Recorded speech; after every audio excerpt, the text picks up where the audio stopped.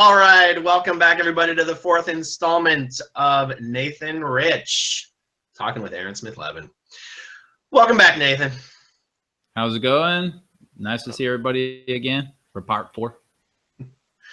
All right, so we're going to go down a whole list of subjects and discuss how you were taught to think about these things and what you were taught to believe about these things growing up in Scientology. So let's just go down the list and we'll cover as much ground as we can in about an hour to give people a little bit of a break. Actually, you'd be surprised how many people love listening to very long videos, but it's kind of a mixed bag. Okay, so let's talk about the general subject of public education, education in general, and higher education, whether how you're taught to think about it, its value, whether people should do it, why people don't do it, whatever. What were you taught to think about these subjects growing up in Scientology? So I spent almost my entire school life in Scientology schools. I did less than a year at a public school, and then I did 2 years at a private non-Scientology school. And other than that, every second of my schooling life was in Scientology school. And those schools all promoted themselves as, we use the tech. We're like other schools, but, Theta is everywhere. So, we're using Scientology. We're using Hubbard's tech. You're really, really learning the stuff. You're really understanding it at such a deep level. And I think for the most part, my mother and, I can't speak for everybody, but the community that I was a part of that were all Scientologists, they all really bought into that idea. To them, a public school and a private school were almost the same. I mean, they're just, oh, that's WOG schools. And WOG schools are kind of viewed, in my experience, as they're kind of good-meaning people that just don't have the tech. Like if they only have the tools to really, change these kids' lives and give them the knowledge, then they probably would. And in a way, it's kind of like we should give them the tech, but for whatever reason, they're kind of not getting it. So we've just got our own safe community where a tech can be applied. So in general, kind of primary school, high school, all that kind of stuff fit into that category. And then college for me growing up and kind of my world, I never really heard anybody say anything bad about college, like, oh, you shouldn't go to college. But I also never met anyone at all who pressured someone else to go to college. I mean, I never, ever got I never even talked about college with my family. And granted, I stopped talking to them, when I got sent away to the ranch, but it just wasn't ever mentioned of like, oh, and then you'll go to college where you will learn how to do X, Y, and Z. That kind of thing in my world was sort of just, I don't want to say earthly, because that's not really how we talked, but it was kind of like, it's just WOG stuff, going and learning how to do science or whatever. No point, LRH already figured it out, is the kind of vibe that I got about college. Right. So it's a good point you mentioned. I've never heard anyone specifically trash talk the reality of higher education. Like, it's not something where they're like bashing it as a breeding ground for liberalism or something. Like I can think of reasons people bash higher education, and you don't hear that kind of stuff in Scientology.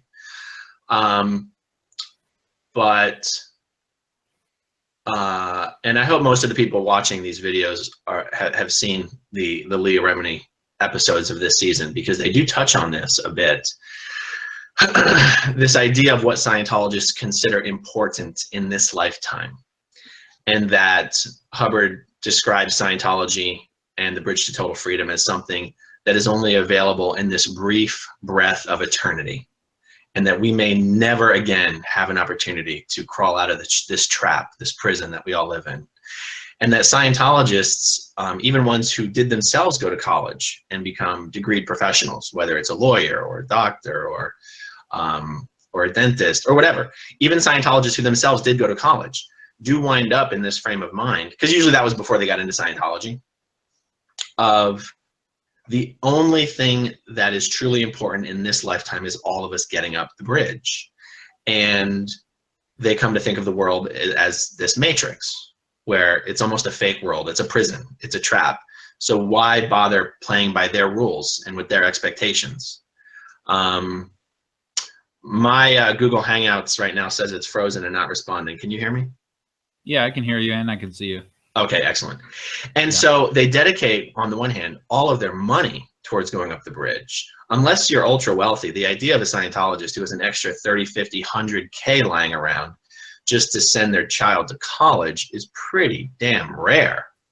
But also you have this idea that if you truly believe in this brief breath of eternity story, then you're much more likely to just want your child to spend 4 years doing the bridge full time than to spend 4 years studying in a classroom to get a degree that may or may not help them, depending on what their professional endeavor ends up being.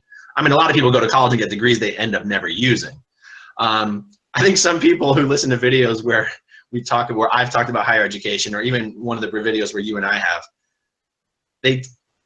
a small number tend to interpret it as us saying higher education has no place in society. No one is saying that. So when I say a lot of people go and get degrees they never use, I'm not being like, so no one should go to college. But this thing about higher education, like I literally can probably, of all the Scientologists I've ever known who grew up in it, could probably name less than 10 that I can even think of who went to college. Whereas in normal middle-class society, college is kind of an expected thing. And yet Scientologists are composed largely of middle to upper class families, and almost none of their kids go to college. So it's an interesting thing to think about. Okay, Yeah, so you know, actually, the interesting thing is, now that you're mentioning some of that, even before you said that, I was thinking, yeah, you know, I've met people that I assume they'd gone to college. I mean, I've met Scientologists that were professionals, but I've never met a Scientologist who later went to college. And I've never met a Scientologist who was in college. Ever. Never, ever. I've never met somebody who was a Scientologist and then they were still a Scientologist and then they went into college. Ever. right, right. I don't know if that's just my circles, but I've never seen it. And as far as college being important or not important or whatever, I mean, obviously there's some fields where your field doesn't exist without college. You can't even go into it. So obviously it's crucial in those areas. And then for other areas, I think it's overall a very positive thing. I mean, you know, I was kind of saying that sometimes I prefer tech people without college degrees, but there are other times when I prefer somebody, especially, to be honest with you, especially for sort of higher positions, I prefer people that do have college degrees, because it means they're going to be more well-rounded. And when you get to a certain level in IT, you actually aren't doing the tech solving yourself all the time. I think if I had a college degree, I would probably be able to do a better job than I do now. I think that it would be, in some ways, I'm jealous that a lot of people have it. So I don't want people to think that I am slamming on them either. But there's also, I mean, you know, I know somebody who got a college degree in HR related stuff and has zero interest in HR at all. You know, just went because their parents made them and got a degree and said, fine, now I have a diploma. So I think if you go into the area that you're actually interested in, that you're gonna pursue, especially if you don't have an obvious route to learning that on your own in a really deep way, then college is great. Right. The last thing I wanted to say on this specific subject is that because most Scientology parents, and by definition, if you're a Scientologist and you're a parent, this is more than likely true for you, have this this goal, this urgency for their own children to do the bridge. And most Scientology parents have their own experience of how hard and long and difficult and expensive the bridge is. I think the idea, the concept of thinking you're going to pay for all of your kids to do their bridge, depending on how many kids you have, can be very daunting. And I think a lot of Scientology parents in the back of their minds are hoping that their kids will join staff or join the Sea Org and will be able to do the bridge for free in the process of doing that. And then that will solve several problems. One, how to do the bridge.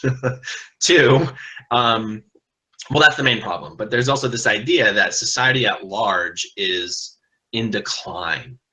And that if you go to college and you go the traditional career path, that you become part of the status quo or part of the problem, or you're living, you become part of the trap that has been created for us by all of the, vicious conspiratorial bankers and psychiatrists, and that only Scientology really has the truth and the way out. And so it's almost by also having your kids join staff and join the Sea Org, it also ensures that they don't get caught up in that trap. There's this term Scientology uses called PTS to the middle class.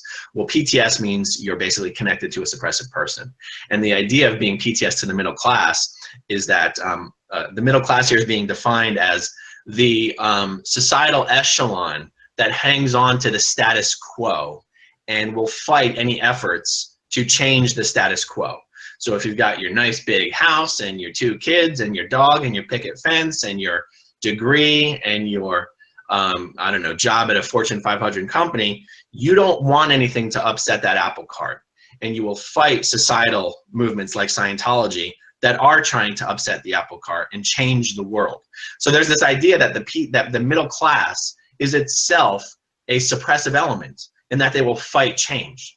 And so there's this concept of being PTS to the middle class, which is, if that's what you strive toward, this nice middle class lifestyle, that you will fight change and fight Scientology. And I think, well, I know that to a large degree, having this idea that it's important to send your kids to college, or it's more important for your kids to go to college and get a degree than it is for them to do the bridge, is seen as something that's PTS to the middle class. So this thing of not sending your kids to college is almost seen as someone who's looking at the world through clear eyes, because they aren't wrapped up in this idea that you have to do such and such in order to be successful. Does any of that ring true for you? Yeah, and I would just like to say I'm very thankful to Scientology for finding and identifying, this group of people that are unwilling to accept change as being suppressive, because that just doesn't remind me of anyone else that, even after they've been caught again and again enforcing disconnection and breaking up families and victim shaming, I just can't think of any other, I don't know, corporation that's unwilling to change that might be viewed as suppressive. Can you? I don't know. I've been racking my brain. I just cannot come up with anything. All right. So let's move on to non-Scientologists. Okay. What were you taught to believe? And a lot of this is through osmosis. We're not necessarily talking about like what you sat down and read words straight from Hubbard's mouth or his pen or whatever. How were you raised to think about non-Scientologists, WOGs? I mean, I've got a whole bunch of little sub-questions under my question here, like what does WOG mean to you? How's the word used? Is it a derogatory word? But whatever. How are you taught to believe about the non-Scientology world and non-Scientology people? So non-Scientologists, even that word is not really a word that you would use as a Scientologist. You don't say like, oh, he's a non-Scientologist. It's more just like you say WOG. I mean, basically, the WOG in the kind of world that I grew up with really had 2 meanings. One was just short for he's a non-Scientologist, and the other was if you said it to somebody, which you wouldn't do, but if you said like, oh, he's a WOG, right, then, or he wants to be a WOG or something like that, then it's extremely demeaning. It's kind of like saying like meek or very dim, and like just too, like, kind of like how a puppy dog is too kind of dumb to really get anything, and you kind of care about the thing anyway, but it's just too stupid. I mean, of course, we think it's cute and everything else, but you take away that, it's just kind of, it's too kind of dumb to really get what you're saying to it. That's kind of how I guess the general public, the non-Scientology world, was viewed by. It wasn't that we didn't like them. It's not like people didn't like them. It was just, it was more like, you know, they're just, you know, they've got their blinders on and they can't see the truth, and they don't really want to see the truth. They're just too dim and sort of meek and kind of afraid to see reality. And so in a way we sort of pitied them, and it creates a distance.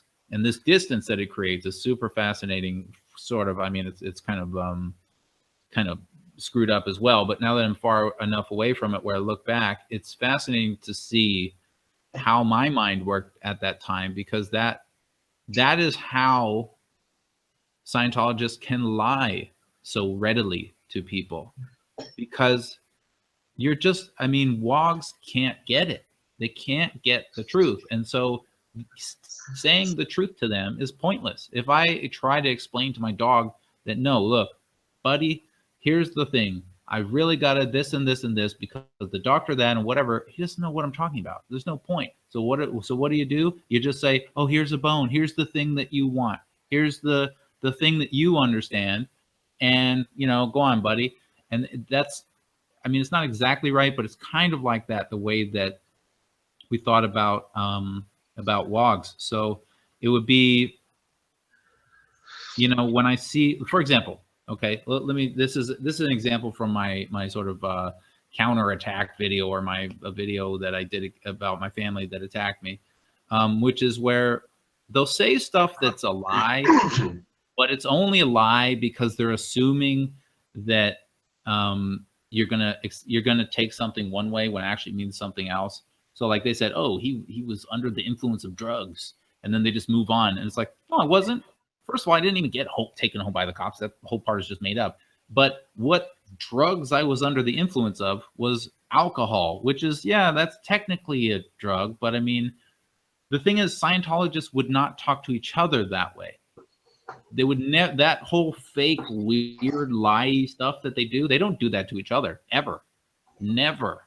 Right? They don't pull that weird PR stuff. That's only when facing the WOG world. And you see it, as somebody who's not in Scientology, you see it when it's on an attack video or on YouTube or on some channel. But I saw that all the time, my whole life. Everywhere we went, to every WOG place, that's the thing that they do.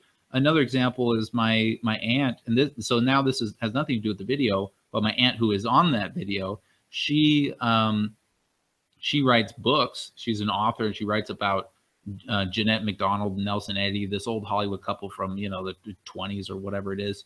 And her main customer is all kind of elderly Christian, mostly women. Okay, now she's not Christian. Okay, in her mind, she's like, these people are just, you know, batty.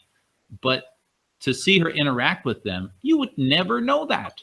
You might think, you almost would think she was Christian, unless you paid super close attention to the way that she says things. Like, oh, she'll say something like, oh, I would just like to thank everybody, and you know, everybody for having us. And then she'll say something like, if somebody says like, oh, what do you think about God and his role in their love or something? And she'll say like, well, I just think that, you know, God is just, you know, really mysterious and works in mysterious ways, da da da da, and you kind of go like, you walk away from it thinking, oh, she believes in God. But she didn't say that. She just said something as if she were repeating it, like, oh, God works in mysterious ways. Like, I can say that, doesn't mean I actually, but its intention is to make you feel like I actually believe that, if I'm doing it in this kind of slimy way. The point is, it's okay to treat WOGs that way because they're kind of meek. They don't really get it, you know? We really get it. They don't really get it. Right. Such a great point. Such a great point. You know, the thing you said about they don't talk that way amongst themselves. They only talk that way when they're speaking to non-Scientologists. something I was reminded of when you said that is in almost all of the church's press releases, when a representative of the church is being quoted or interviewed, I'll forget press releases. If they're doing any actual interacting with the media, it's always Reverend this or Minister that. Yeah, yeah. And I go, yeah. what the fuck? I mean, Scientologists don't use the word reverend or minister within the organization. There is a minister's course in Scientology that takes like a few days or a week. And the only reason that even existed was for tax-exempt reasons, where professional auditors, before they started their internship for a while, were being told they had to do this minister's course so they could become an ordained Scientology minister, because auditing is supposed to be religious pastoral counseling. And how can you call it pastoral counseling if the people administering it are not ordained ministers? So for a while, there was this big push that people had to do it. And it was interesting because you study some background of other religions, but it really has no place within organized Scientology. And even if you did the course, you sure as hell didn't wear a collar in an auditing session. But every video, most of the videos the churches put out about an auditing session, the guy's wearing a fucking minister's collar. Yeah, they always do little bullshit. I mean, if you get into the PR world with Scientology, it's just a fucking ridiculous. I mean, like even the word church, like sometimes maybe I'd say 5% of the time we would actually say the word church. We don't call them churches. We call them orgs. They're Right. organizations, because we never thought of them as churches because they're not churches. You don't go there and pray. You don't go there and learn about the wisdom of the universe from a deity. You go there to pay money to do services that are supposed to be practical things.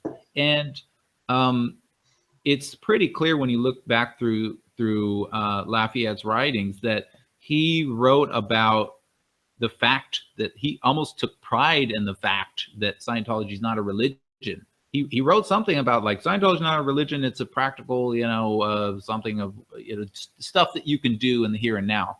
And then later he backpedals that when he realizes, oh shit, if it's not a religion, then I don't get tax exemption, and I can't cry, oh, this is religious persecution.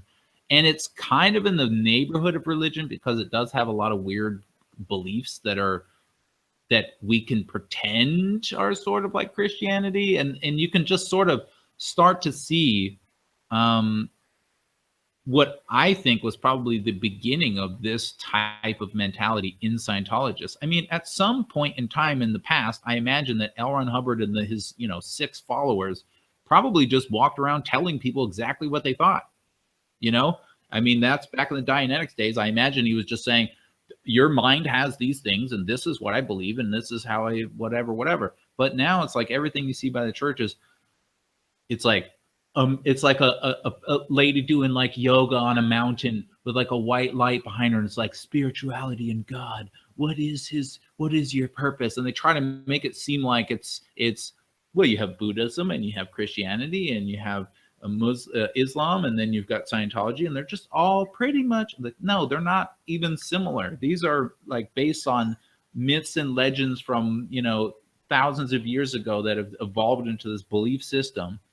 And this is just a guy who wrote a bunch of stuff a few years ago and charges money for it. It's the PR that they do is just out of control. I mean, when I see it as somebody who was in the church, it is like, you don't know just to laugh at the TV or throw something at the TV. It's just insane. You got people with the collars, Reverend. I didn't even know what that word meant until I left Scientology and I started talking to Christian people, and I still don't really know what it means. Something. But even I remember when people would get Scientology like weddings. I thought that was so weird. Like, why would you do that? Right. That's not a religion. We Right. never thought about it as a religion. And honestly, Scientologists, in my experience, don't think about it as a religion, unless a non-Scientologist is around when suddenly it's a religion again. Right. So I'll tell you, the other word they use whenever speaking with someone in the press, or even on social media these days when acting morally outraged, is the word faith. how dare you attack my faith? What? Never once in Scientology did I ever hear anybody use the word faith. In fact, No. Scientologists do not believe that Scientology is a faith. And I like what you said about it's okay to lie to them because they're too, like a little puppy. They're too dumb to reason with. So just lie to them. It made me think of like if you had a 3-year-old who just went trick-or-treating for the first time and you're trying to hide the candy and the kid knows the candy's in the closet, but instead of trying to explain it to him, you convince them that there is a monster in that closet. Like if you open that, I captured that monster and I put him in here. And as long as he's in here, you're safe. But if you open this door, that monster's going to get you. It's a funny way of explaining why Scientologists think it's okay to just lie to everybody about Scientology. Well, yeah. They're too dumb and unimportant to give them the real explanation. So just shortcut it and tell them some bullshit and act like you're morally outraged at your faith being attacked, and we'll just move on. Yeah, it's exactly what they do. And I mean, the whole concept for people that know a little bit more about Scientology, the concept that I'm really talking about is like this out reality concept that they have. Like, oh, it will be out reality for them. This is the same reason that they won't come out with, they say, the reason that they won't come out with the contents of like OT materials, and why like Lafayette talks about how you shouldn't expose people at lower levels to higher levels. Basically the idea is not that it's nothing to do with charging for the material. It's just that you can't handle the truth. I mean, literally that line just sums it up. You can't handle the truth until you get to a certain level. And in my experience, that's just not the case. I mean, I consider myself kind of a living example of the fact that that isn't the case. I personally, I'm totally willing to accept that Xenu sent over, you know, millions or billions of people in planes, and you know, blew them up on volcanoes and stuff. I'm okay with that. I mean, it's a theory, right? It's not to me any better or worse than the theory that the Earth is on the back of a turtle or whatever else. I don't care about it with any amount of significance, more or less than any other things. And that's kind of the point. Shouldn't I be dying of, you know, pneumonia, and my head should be falling off and everything around me should be, you know, going from blossom to decay or something? I'm fine. And I know that story, and I know way more than that, and way more than the average person, and maybe even more than some current Scientologists and ex-Scientologists. And I feel fine. You know, it's just not affecting me at all. So this whole reality concept started making me think, well, what other motivation would there be to not let out these ideas? Now, there's the obvious one of, well, if you go around telling people that we're space aliens that came over with, you know, and all that stuff, and that, you know, for example, you can freeze thetans with, what was it? That glycol? Alcohol? Huh? Glycogen, whatever. Of course you can freeze a thetan, because why wouldn't you be able to? I mean, it's powerful over everything in the universe except for glycol, of course. I never understood that part of the story. I've tried to pick the brains of people who've done it and be like, can you explain this for me? Was it their bodies that were frozen and the thetans just didn't know they were thetans, so they were stuck in the bodies? Or are we now freezing thetans? And how the fuck does this work? No one's been able to answer that question. No, of course not. No one knows. LRH would I mean, excuse me, Lafayette would come up with something witty, I'm sure, something about the people down on Venus and their trains. But then I started to think, well, why would they not release it? I mean, obviously they're not too worried about seeming batshit crazy, or at least that's what I thought at the time. But then I realized, well, they're charging money for it. I mean, this is just literally why Sony doesn't want to release, you know, the next CD for free for everybody in the world, right? Because there's money to be made. And I started to realize, well, you know, there's only so many of the kind of, let's take the least likely option here. There's only so many times I can do that before I go, well, what about like the most likely? What about just, you're just trying to make some cash here? And it fits. Yeah, totally. What else can we say about this? Let's just move on. We got so much to talk about anyway, but it's such fascinating stuff. So what about this subject of what were you taught to think about people who didn't seem to think that auditing was all that? Like people who questioned whether they'd been helped by auditing, didn't seem to enjoy auditing, and just didn't feel that it worked for them. Did you have any particular beliefs on that subject? I mean, you were so young, like once you moved on to the ranch, your life sort of took on a whole other dynamic. But what about this subject? Well, my in many ways, my kind of, I don't know, wisdom of Scientology, if there could be such a thing, is, it's more than my years in it somehow. But I think I really absorbed a lot of it, and so I think that with my family, I think it was a bit stronger than others, maybe, but there really wasn't a middle road. All the people who got auditing loved it. And if they didn't love it, that's because they needed to get to the next step, first of all. The reason is because, you need to get, keep going. You're going to love the next one. Oh, this next level. And that's kind of the more sort of upstat people. In other words, those are people that, they kind of just didn't super enjoy that one, but they're totally Scientologists. So that's kind of the bottom of that side of it. So you got that range all the way to like, oh, they just love it. I got false data stripping. Oh, the whole world's changed.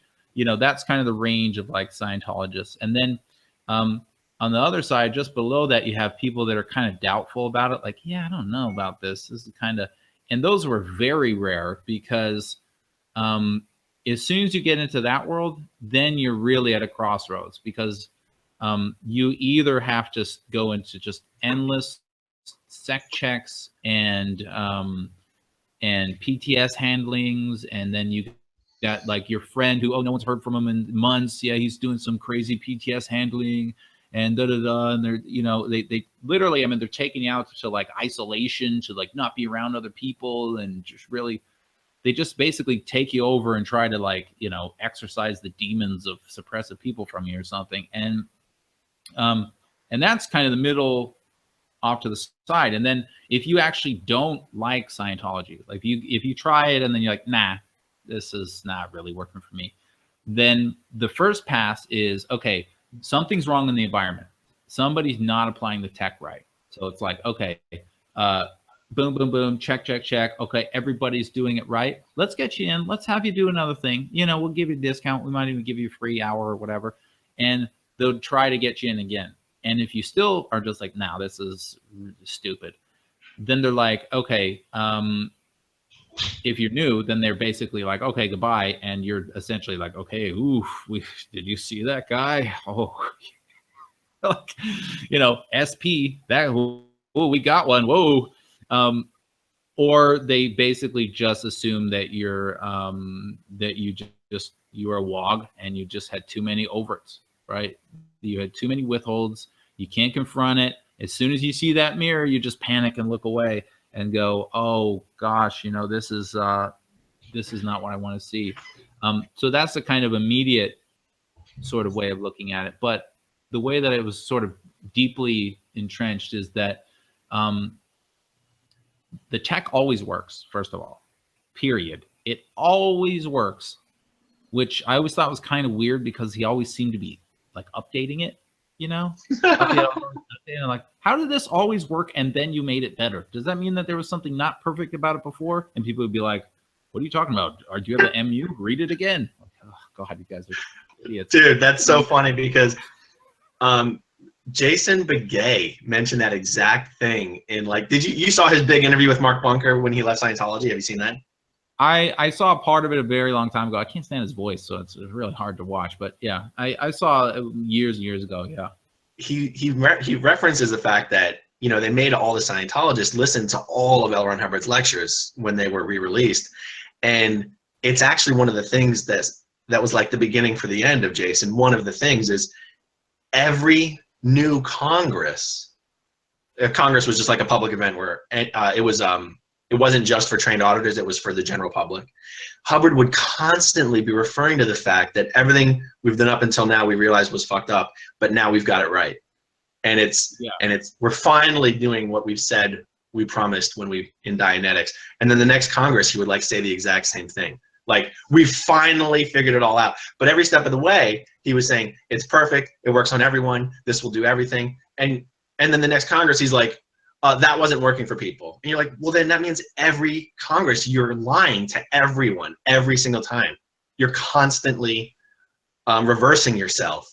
And it's so funny because when he said that, and I listened to it, I was like, yeah, that's true. And yet I had never processed the information that way. Like, it's so obvious. Yeah. When you don't have a dog in the fight, it's so obvious.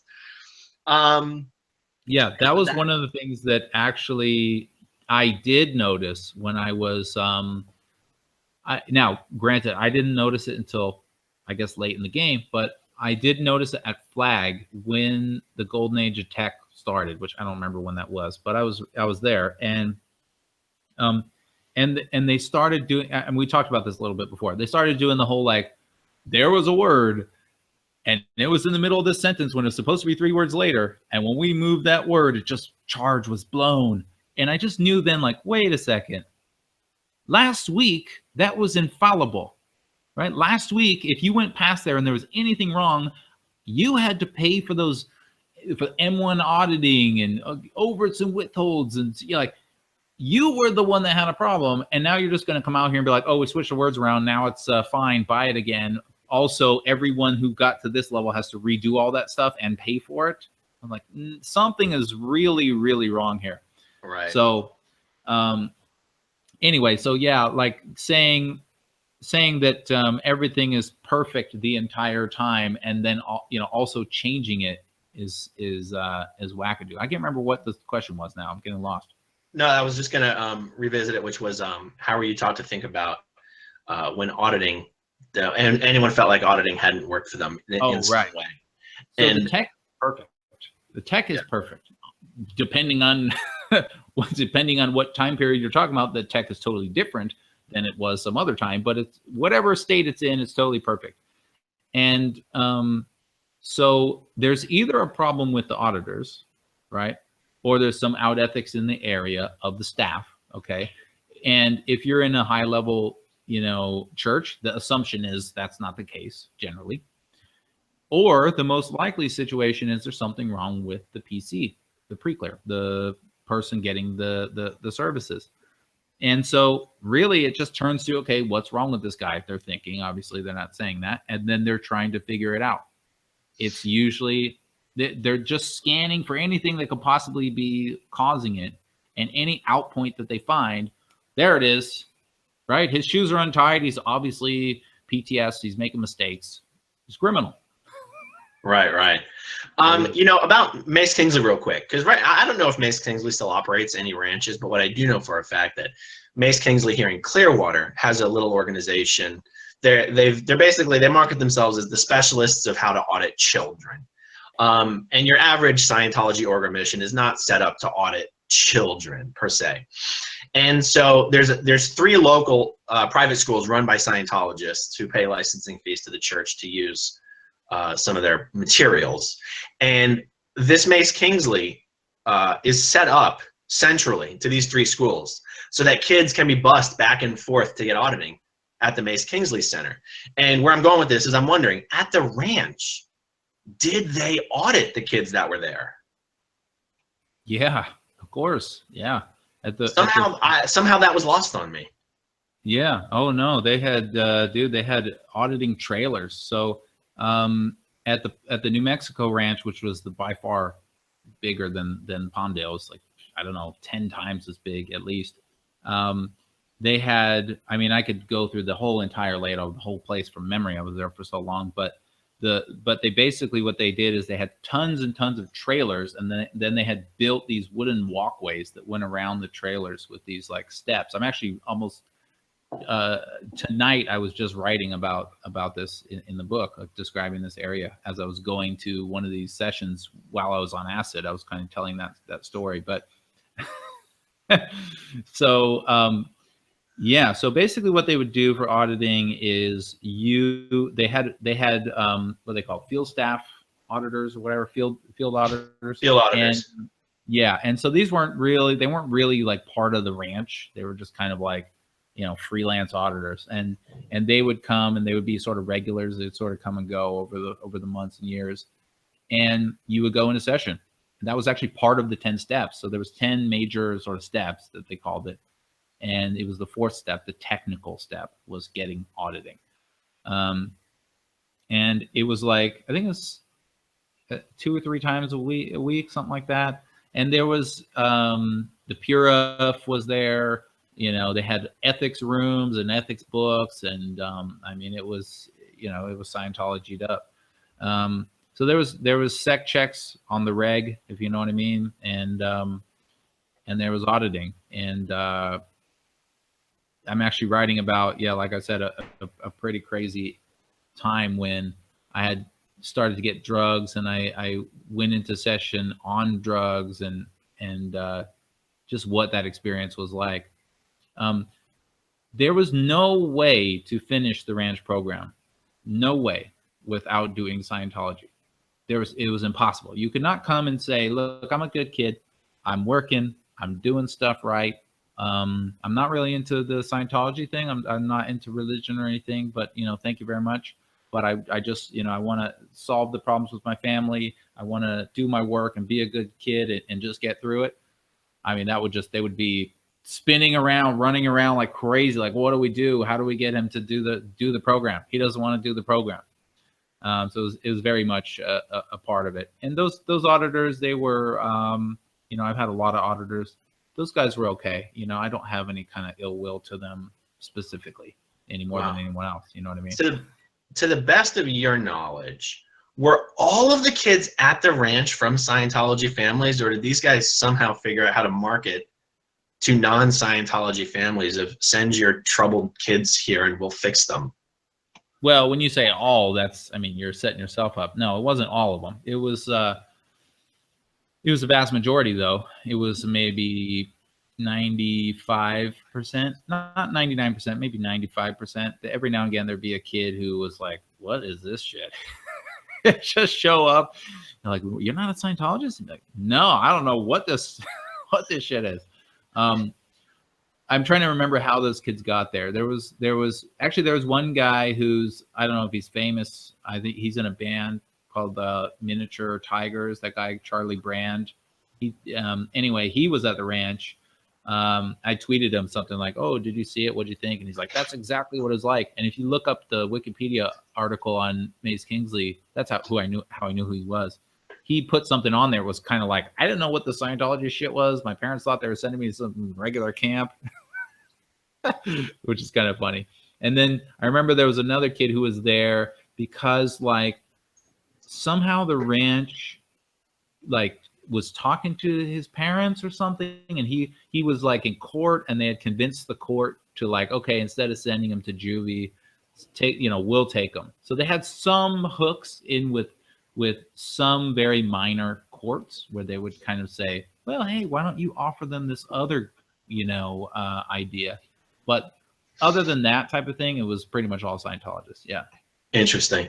And could Scientology parents like pay these field auditors to audit their kids up the bridge at Mace Kingsley, or was it just like the sec check kind of auditing to sort of find all the terrible shit you've done and make you repent?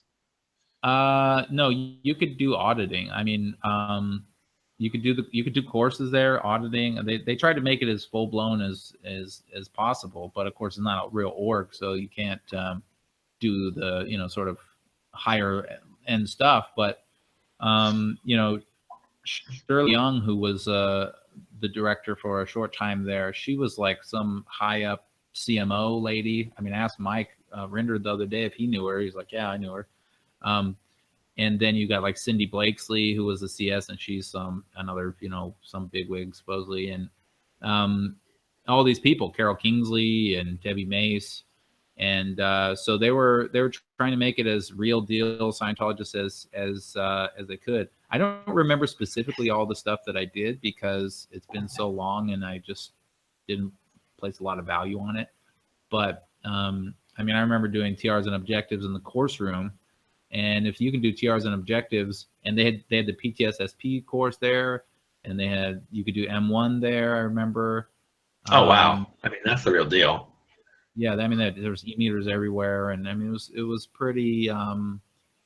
It was more advanced in that area than a ranch sounds like. Yeah. Interesting. All right, let's move on to the next question. Germans and the German government. I'm curious if any of the rhetoric on this subject, how it impacted you. Well, I never had much of an impression about the German government and Germans. I mean, my thing was, I think my mother used to say that they were still stuck in it, I think is how she would talk about it. So they were like, because in Scientology you can basically re-stimulate or act on former things, things that happened to you a long time ago. So like in multiple ways. So like, let's say if it's 1,000 years ago, you tortured me to death, and you were nice to a cat while you're doing it, something weird. Now 1,000 years later, we've got, you and I have built this club of people who who go around and are nice to cats. That would be like some very weird manifestation of that. Like at that time, that was the only good that we could find, and so thousands of years later, we tried to bring that peace with us. But of course, you also have the inverse of that too. So 1,000 years from then, we formed this club. You and me are serial killers running around trying to torture people. Why are we doing that? It's not really us in the present time. It's us sort of reacting to that thing that happened a very long time ago. And so in kind of a similar way to that, I'm not very good at making explanations tonight for some reason, but kind of in a similar way to that, my mother sort of described them as like being Nazis had been such like a psychologically group collectively damaging thing to them that they kind of couldn't get out of that mentality generation after generation, because it's the same Thetans. So not all of them, but for the most part. And so basically they're in this kind of even worse than WOG, normal WOG. Now they're in like kind of like a super WOG mode, because now they're even too dim and too kind of meek to do anything but carry out their sort of role, okay? And their role is running around being these Nazis, and so that's their mentality. So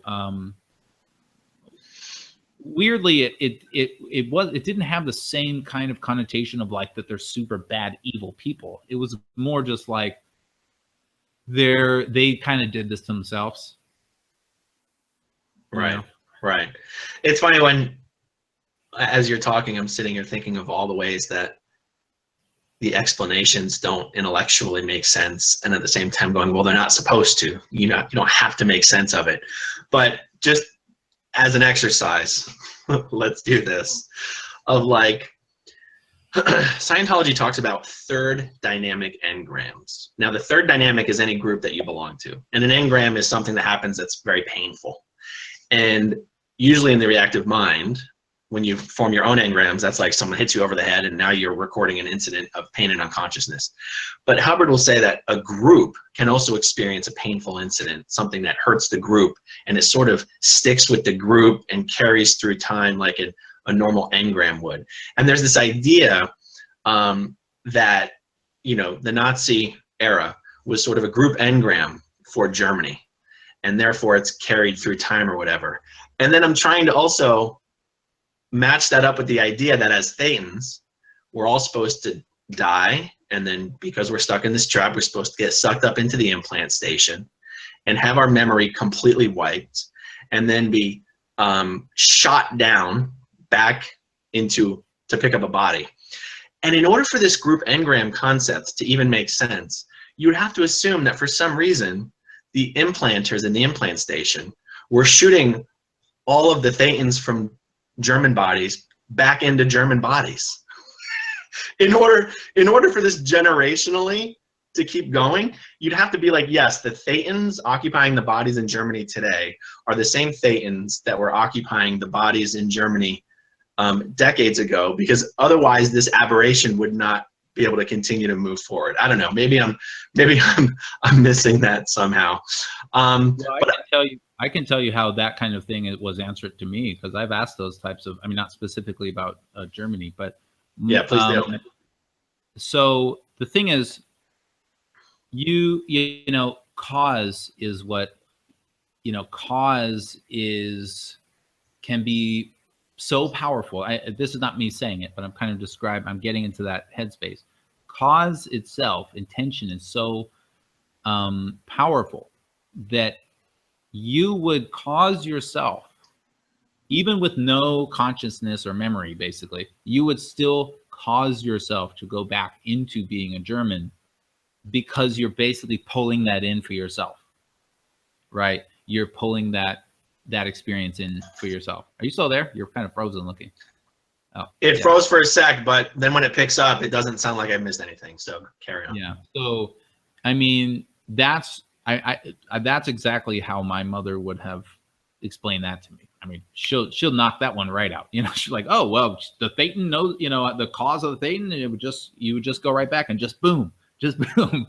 And so, but what's interesting to me is, I mean, I don't really recall anything about, well, when you're running through your engrams, make sure that they're your engrams, because your bank, okay, your reactive mind's like collection of images that might blend into your neighbors, because that's what actually would have to happen for you to have a third dynamic engram, right? I mean, why? How else would you have? They would have to sort of merge together, at least temporarily, and become sort of like one, right? So now you're kind of one entity that's receiving this engram. So if that's, you know, if that's never been a concern before, why is it that suddenly just during time of engram that this could all happen to a group, right? And if we're really so telepathically linked to our group members for some reason, as opposed to some other guy in the same room as us that's not part of the group, then you know, why aren't we all group auditing? You know, I mean, it's just, this is the kind of issue with Scientology, is that even when you believe it totally, as soon, you know, if you just start to ask these types of questions, it's just, there's so many threads that just unravel the whole thing. There's no answers. The answers don't make any sense, and they're just blanket answers. Oh, it's theta power. You know, the Thetan can do what it wants. Right. It's kind of like the sort of kind of like how if you keep asking about God, or you know, well, how about God? Well, it's just God's mysterious. Okay, well, fine. Or how did this happen, or why does that happen? And then it just ends up being God. And it's like, well, I'm not saying it's true or not true, but it's not really a great way to describe something. It's not really a great way to talk about something. And Scientologists kind of do that with everything. It's like, oh, well, they're just Thetan. You know, it's, you know, production is the basis of morale. Well, what's morale? What does that mean? Feeling happy? I thought all you needed to feel happy was the tone scale. Remember, you look at that thing, you just put yourself a little bit above that, smile, and then soon you'll just find something to smile about, or whatever that stupid poem was. You know, it's just, everything sort of contradicts itself. It's like, well, I don't need to produce to feel morale if all I have to do is use your tone scale tool to move myself up it, right? So don't have to produce. Done.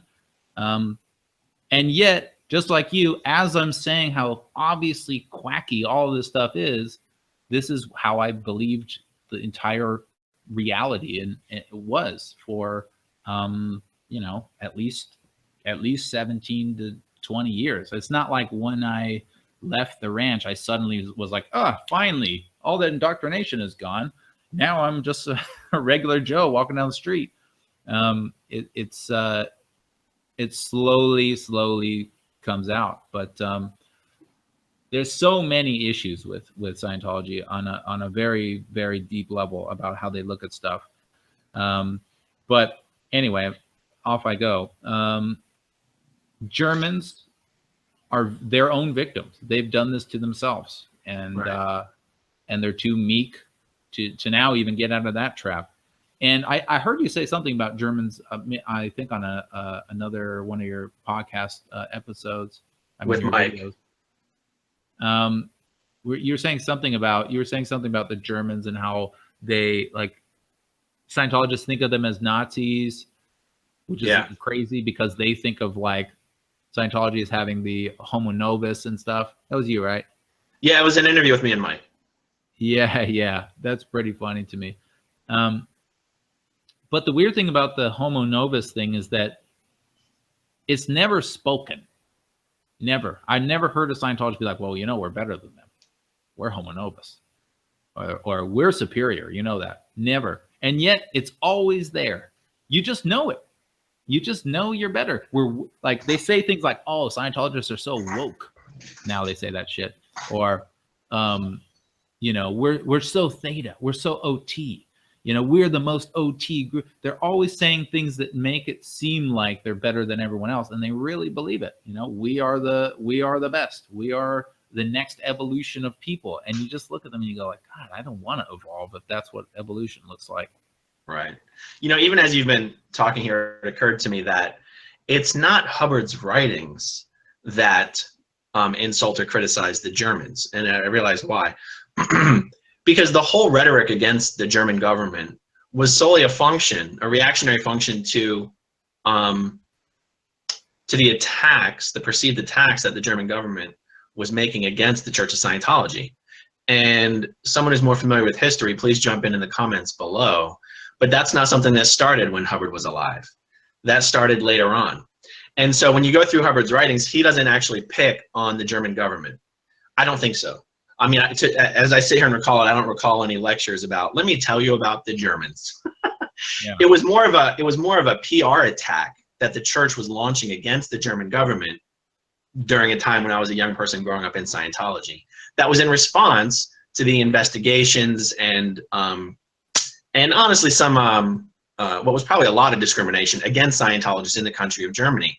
And so it was really more of a function of the always attack, never defend, as opposed to there's not some ideological position that Hubbard took against the German government. But again, it seems that most of the positions that he took were really just in response to things. Like his attack on the field of psychiatry was really in response to the field of psychiatry being like, no, we don't want your fucking book. No, we're not going to adopt your book, Dianetics. Go fuck off. And then he launched his attack on psychiatry.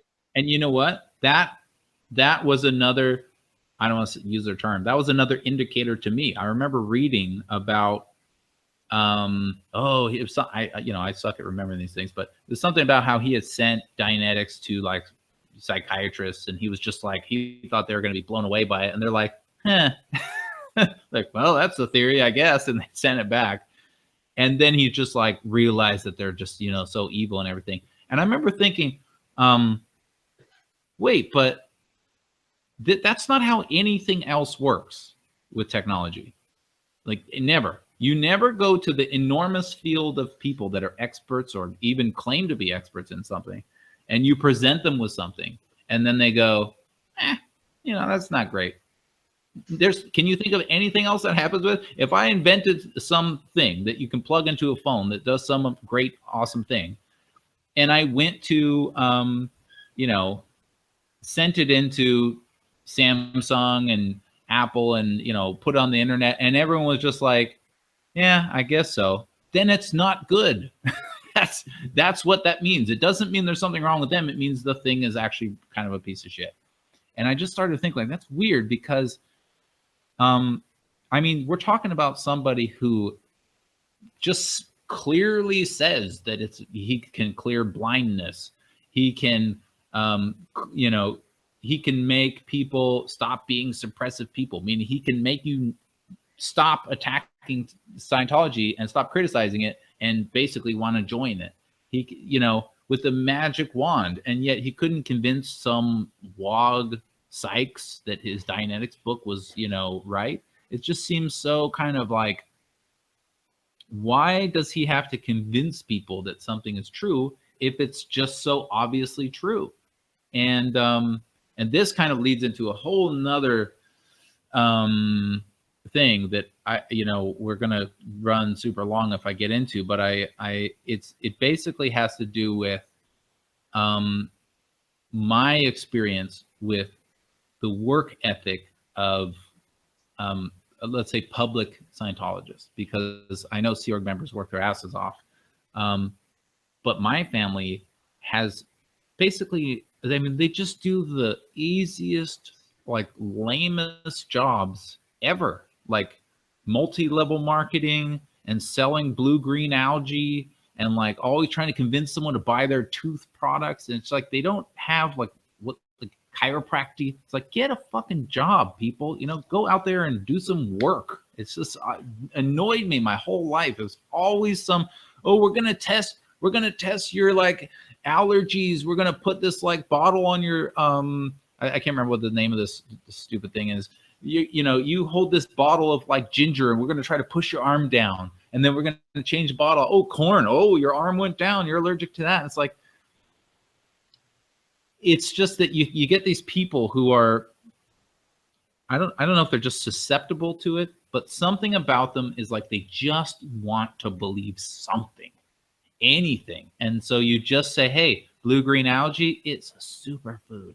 And they're like, what? A superfood? And you're like, I had crazy stomach pain. Nothing could solve it. And I just had 2 of these super blue-green algae pills and boom, everything cleared up. I mean, my aunt, who used to be in the Sea Org until she, I don't know, got lazy and decided to try to earn a buck instead. She used to sell these fucking blue-green algae pills, and it was multi-level marketing. This was all throughout Clearwater, and then she got my mom selling it, and my grandmother selling it, my aunt, my cousins. Everyone's selling this algae, and everyone's talking about how amazing it is. They're making me eat it, right? So I'm eating all this algae, and I just am like, I'm getting nothing from this. I just feel like I'm eating algae. Like, what are you guys talking about? One of the things, oh, I'm sorry, carry on. I was just going to finish up by saying, and it's like, I feel like there's I don't know if it's a disorder or what. There's something about, like, I believe this, and I just know it's true, and everyone around me supporting it and saying it's true, and there's no evidence, and all the evidence points against it, and we know we're right. There's something about that Right. just, almost every Scientologist seems to have. It's really weird. I think it's this emphasis on anecdotal evidence.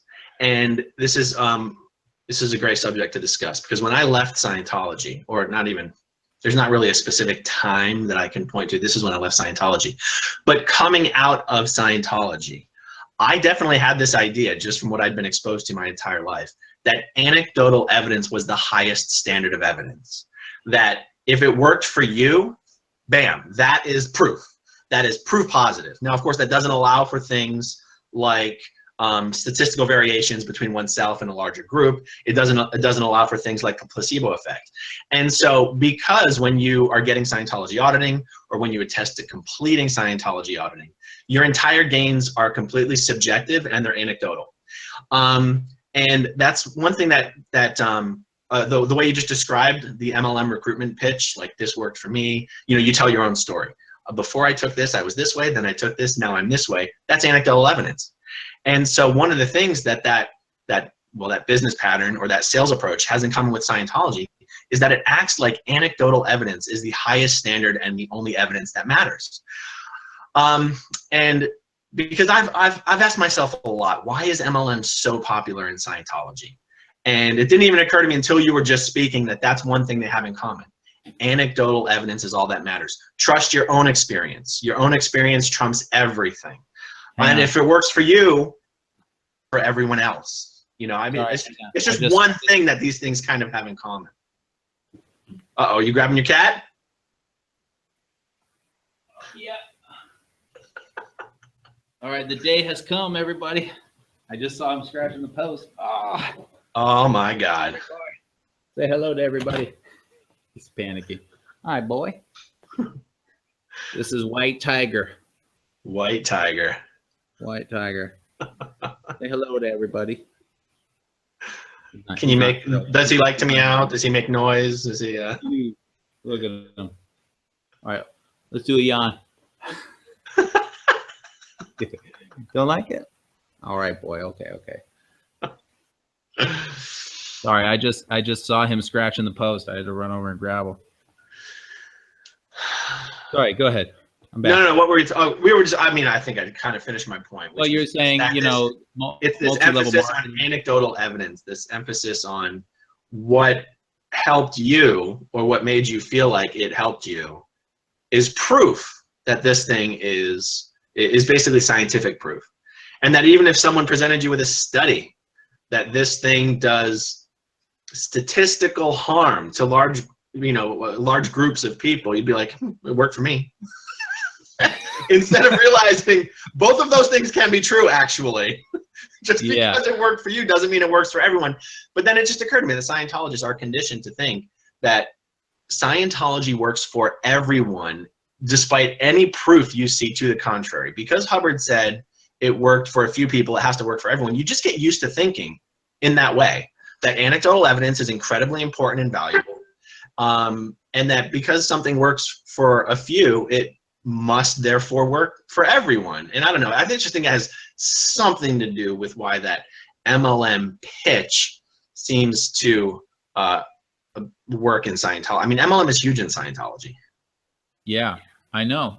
It's something that I think any kind of psych major or somebody that's really wants to find some kind of new and interesting angle to look at things. I mean, I don't know, maybe they already know all about this, but this is a phenomenon. It exists, right? There's something going on in the human mind that just, I don't know if it's for some people or what, but there are, according to them, 10 million Scientologists all over the place. That's why you know so many. And these guys they just love that. Anything that just is, oh, it is awesome. It helped me. Here, you try it. And then you kind of go, yeah, I mean, I feel okay. And they're like, oh, here, try this other one. This is way better. And they just keep getting it to you. And then all of a sudden you're running around babbling about how blue-green algae is the next, you know, life-saving thing. And it doesn't do anything. It's algae. And there's something there to study. It's a fascinating thing. And it always just annoyed me when I was young. There's so much of that, as I'm sure. I actually didn't really realize that other people had this experience. It's interesting that you say multi-level marketing. I just thought my family were like just wackadoo, you know, like just no, I mean, job, you know. I mean, when I was at the Philadelphia org, even well, while I was there, the org went through several executive directors, but even one in particular that I recall, she would use the international Scientology events as an opportunity to sell like her alkaline water MLM products. Like she would set up her water on like the snack tables, and then after the events, she'd be talking, like setting up, she'd be collecting her sales leads to set up appointments after the event to talk to them about her MLM water. And you know, as a true believer, well, it's a thing. It's a thing that's even popular these days. Look up Kangen water, Kangen. Kangen. Is it expensive? I honestly don't even know.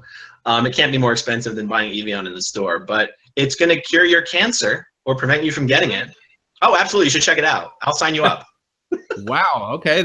It worked for you, right? Oh, finally, because this cancer that I got from reading that OT3 material is really kicking my ass. I could use some blue-green algae and alkaline water about now. Yeah. You know, one other thing that I'd like to throw out there, it's not on our list of questions here, but maybe if it's too juicy of a subject, we'll just touch on it now and then pick it back up. Because of my experience growing up on staff, but mostly in the Sea Org, when I left the SO, this is going to sound crazy. This is going to sound like I'm overstating the hell out of it. I did not believe in civil liberties. So I'll try to give some specific examples of what I mean by that. Hubbard says a lot about this subject, that the only people who object to being investigated are people with hidden crimes. And as a Scientologist, that always made so much sense to me. Yeah, if you've got nothing to hide, you don't freak out when the cop asks you to search your car. And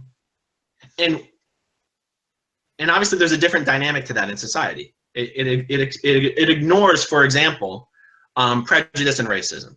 Well, maybe a black person would have a reason to worry when the white cop asks to search his car, whereas me as a white person, I'd be like, yeah, no problem. No problem, officer. Do whatever you want. Whereas someone else who felt more oppressed by the police might be like, no, there's a big problem when someone asks to search my car. I feel like they're going to set me up. I feel like they're going to plant something. Whereas I tend not to have that same concern. But let's take the race issue out of it for a moment. This concept of you have no reason to object to an invasion of your privacy unless you have something to hide. This is something I truly believed. And I was thinking about this yesterday in anticipation of wanting to discuss it with you. And I found myself having to remind myself why I no longer believed that. I was almost having to go, what was the reason why that was bullshit? And here's what I mean. As a Sea Org member, it's not just that you're birthing where you sleep, and where you sleep is really your birthing. It's not just that it can be searched without warning or consent. It is searched almost every day. And this becomes obviously normal because it's happening every day for years of your life. And also you gradually go, okay, I don't care if someone searches my room because there's nothing there to find. And that happens over and over and over and over again. And then, of course, you get accustomed to just submitting yourself, having to submit to security checks, where you're just being interrogated about the most private issues in your life over and over and over again, against your will. I mean, against your will, meaning you'd rather not be there, but you know you don't have a choice, and so you submit. And this idea that if you even object to having your room searched or being interrogated, it's because you're hiding something. That really became ingrained in me. So when I left the SO and I start watching cable news, and I start seeing these examples in the media of people objecting to violations of their civil liberties, I could not help but go, these people are only objecting because they're criminals. Yeah, right? Slime. Yeah. Exactly. And now, I don't know how that experience in the Sea Org of having your birthing searched and being interrogated, I don't know how that compared to the experience at the Mace Kingsley Ranch, but I'm sure it was just as bad or worse. And I just want to ask, did you ever struggle with this concept of civil liberties? I actually didn't struggle with it in the same way that you did, although I'm very familiar with the line of thought that you're talking about. That was obviously part of it, because I mean that's comes with the way that I don't want to say we again, but that we would think about ethics. Is that ethics is just a pure thing. If you're ethical, get your stuff together, yeah, there's no need to search. But if you're going to search, go ahead. I mean, who cares? I'm just as clean as a whistle, cleaner than a whistle. It's that's the kind of feel that you get. And LRH Lafayette, he does make it seem that way. Now, I didn't have that experience with the Sea Org because I was there for like 2 months and I never even finished my what's it called, staff hatting, whatever that program was called. Your EPF? Huh? Your EPF? Or did you finish the EPF? I can't even remember, to be honest with you. I did there was like some courses you had to do that sort of try to teach you how to be a staff member. I didn't even finish those, I don't think. Staff statuses? Staff status, yeah. But anyway, so I kind of wasn't like an actual Sea Org member. I've battled with not bringing it up. Like maybe I shouldn't bring it up because there's real Sea Org members out there and real ex-Sea Org members, and I kind of feel like a phony. But it's something that happened. I was in the Sea Org for like 2, 3, 4 months at the most, something like that. Anyway, so I didn't get all that experience. But I know exactly what you're talking about. And that is the general attitude from Scientologists. It's very just sort of like, yeah, if you take it, nothing to hide. And coming to the WOG world, for me, I was overwhelmed by so many other things that wasn't something that I focused on. So, I mean, the short answer is no, not really. For me, I didn't have that kind of experience, but I do know what you mean. And that may play into a little bit about why Scientologists tend to be more on the right side politically, more with Republicans, because Republicans are also kind of,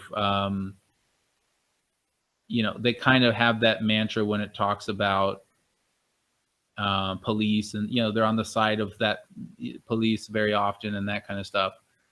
Now I'm actually I think slowly somehow starting to become on the right much more than I ever was. Maybe as I get old and my brain shrivels or something, but with a lot of kind of, I guess, with social issues, I see a lot of points about the conservative way of looking at things that I never thought I would see ever. But I still consider that my heart is liberal, so I'm somewhere torn in between. But my mother was like pro George Bush. She still got like Bush stuff on her website, which is a whole nother thing we should talk about sometime, is my mother's website. That noise is my cat, by the way, if you hear some scratching.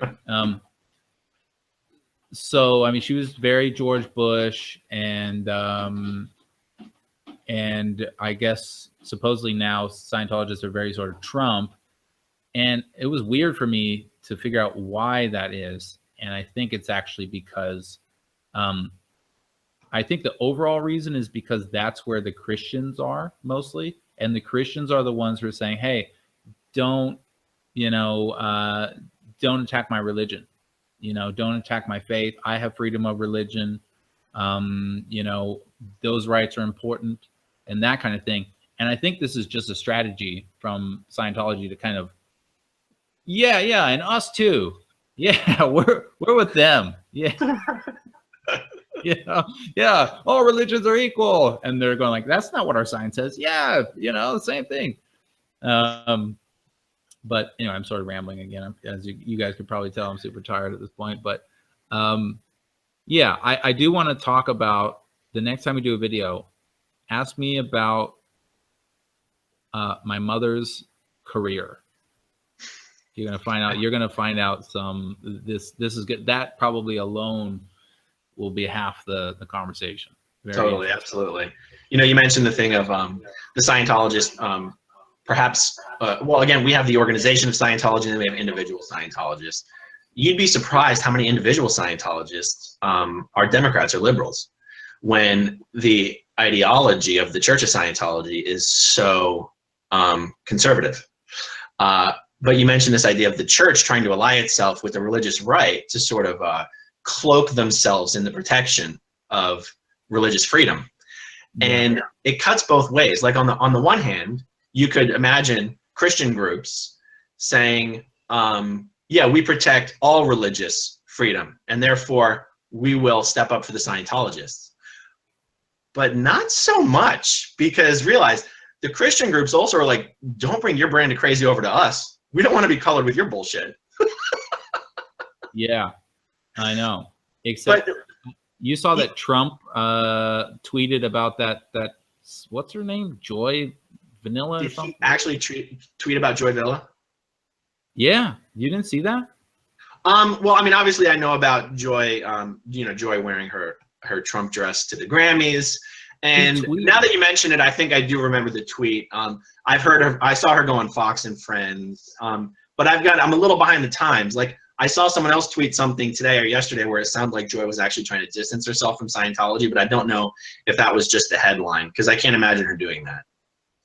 Yeah, no, I actually verified that he tweeted by going on his account. I don't follow him or anything, but I went to his account and actually scrolled down and saw he literally said, whatever, congratulations to Milli Vanilli or whatever her name is for, good luck in politics or whatever. Everyone knows the tweet but me. And I just was like, this is about her running for Congress? Yeah. Oh, man. To me, I'm just like, oh, no. Dude, this is going to be the biggest PR disaster for the church if she actually tries to run for Congress. Like, everyone, it will finally be officially open season on the Church of Scientology. They're going to fucking regret it. I'm to be honest with you, I'm a little I don't know. I'm a little more nervous than that. I mean, what if, what if this is all one brilliant diabolical plan? And what they're going to do is they're going to position someone to get attacked for their lunatic beliefs. And then they're just going to have all these people that they pre-placed everywhere else that are pretending like they're Christians. They're pretending like but they're all Scientologists, secret Scientologists. And then those guys are all going to defend that person and turn them into this victim and get the whole kind of, the whole kind of ultra liberal to kind of go, oh, we got to protect these Scientologists. These poor Scientologists are being oppressed, because that's what Scientology really wants. You can see that in the way that they behave. What they really want is they just desperately want some huge group of people that's more powerful than them to just be like, hey, you leave those Scientologists alone, buddy. and I'm just like terrified that they'll get it, because that would just be just horrible for everyone, I think. And so I don't know if I'm reading way too much into it, but that's my fear, is that this is part of a sinister play to get somebody a lot of attention and then let the media tear her apart about Scientology and then turn her into the victim. Right. Someone couldn't have written this script any better. They happen to have a young, attractive Black woman who is a Scientologist, but can probably also accomplish what you just described, winning the victim card, or being able to play the victim card, when she has led nothing but a privileged middle-class upbringing. And the truth is, she's not even a fucking conservative. She wasn't a conservative until she decided this was going to be a great gimmick to increase her profile. And people don't want to hear that. Like, you should, anyway, we could go on and on and on. People pick sides pretty quickly in this.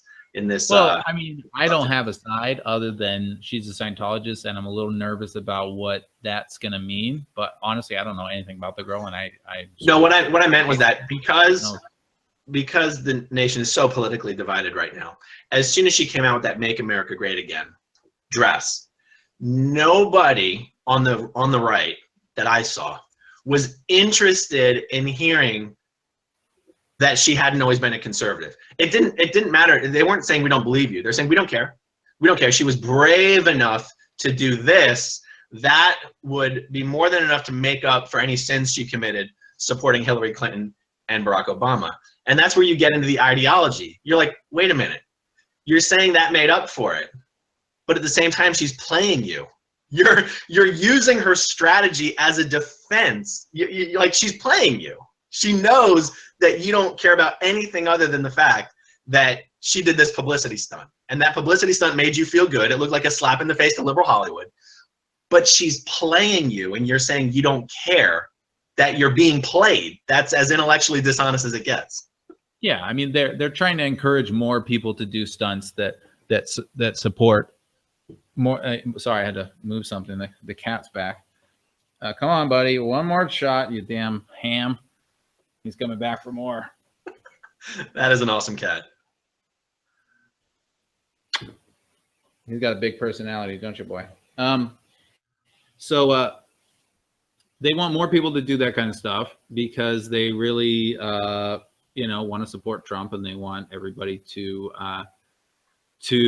They probably want everyone to stop going crazy about all the loony shit that he says. I mean, they're kind of in a hard position because they need to support this guy or want to support him, and yet he's almost unsupportable.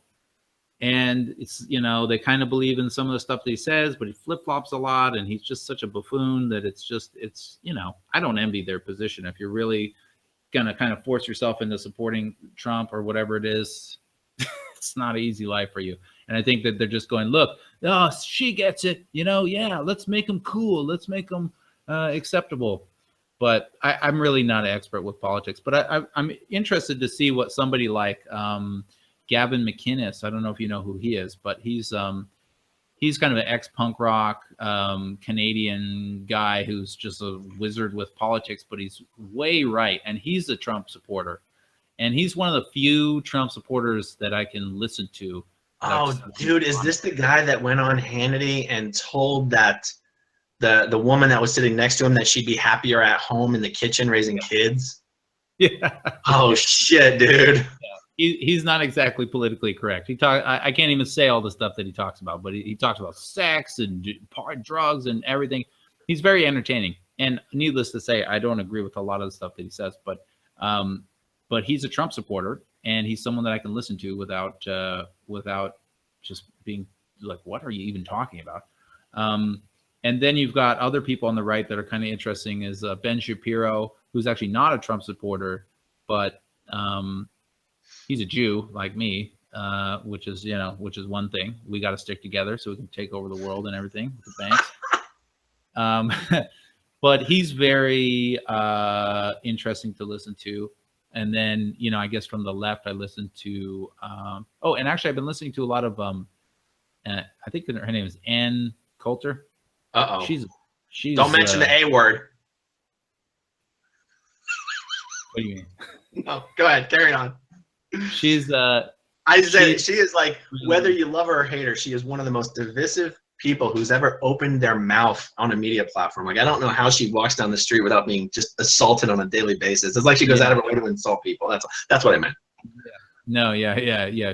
I'm sure she's super controversial, but I hope that when people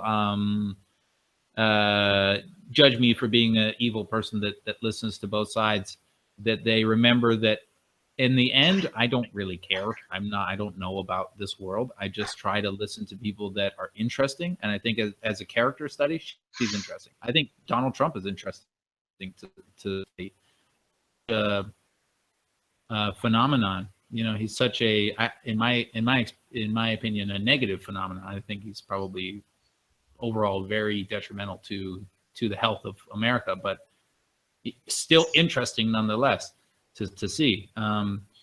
And Coulter is like that. Like Ben Shapiro, to me, he seems like a guy who's kind of a phenom in what he wants to do, and what he wants to do doesn't exactly line up with what I would want to do, but it's very interesting to see someone who's really on his game and how he talks about things. And Gavin McInnes is just, he's more just like chill. And Coulter's more of like watching a, I don't want to say train wreck, because she does research her stuff. It's just more of like you said, the way she says things is almost like watching, I don't know, a horror movie or something. You almost can't look, and then you just what? And then on the left, I listen to obviously Sam Harris, which I his politics aren't particularly strong, but he's left. And then myself, I tend to think myself as mostly left. I mean, I was a punk rocker for a long time, and I was very, very sort of fight the system and rights of all and treating people equally. And that's where I kind of remain. But I think I've sort of matured to the point in myself, in my sort of realm, not to say other people aren't mature or anything, but I think I've grown to the place where I'm okay to look at other people's opinions, even ones that are just, I find completely wrong. I'm okay. I'm willing to hear what you have to say, even if I think it's totally bunk. It's interesting to me to see how did you get there? What was your thought process? What information do you have? What support do you, here, I want you to see something.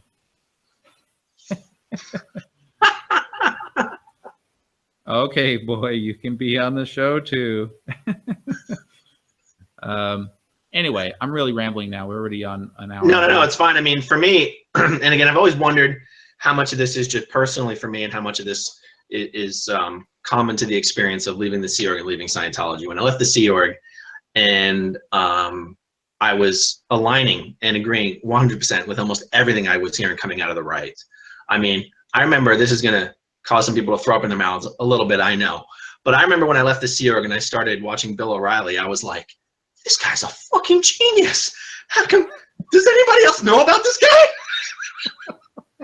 and the more and more time that went by, and the more I kind of decompressed from things I believed to be true from my Scientology experience, the more it was harder to listen to that kind of rhetoric. And the more I became interested in, like you said, I will listen to both sides of any fucking argument. And I think it is always intellectually dishonest to condemn the other side of an argument. Like, people are, for the most part, basically good people. And if someone disagrees with you, you might find that abhorrent, but there's probably, in their mind and in their experience, a really good fucking reason for why they feel that way. It's very seldom that someone's just an out and out fucking hateful racist. And so I spent a lot of time listening to both sides of the argument. It has become increasingly hard for me to even have the patience to listen to some of the rhetoric coming out of the right, the you know, the more conservative wing of the Republican Party. And I do not identify as a Republican or a Democrat. And I have historically really enjoyed hearing the reasoned debates coming out of both sides.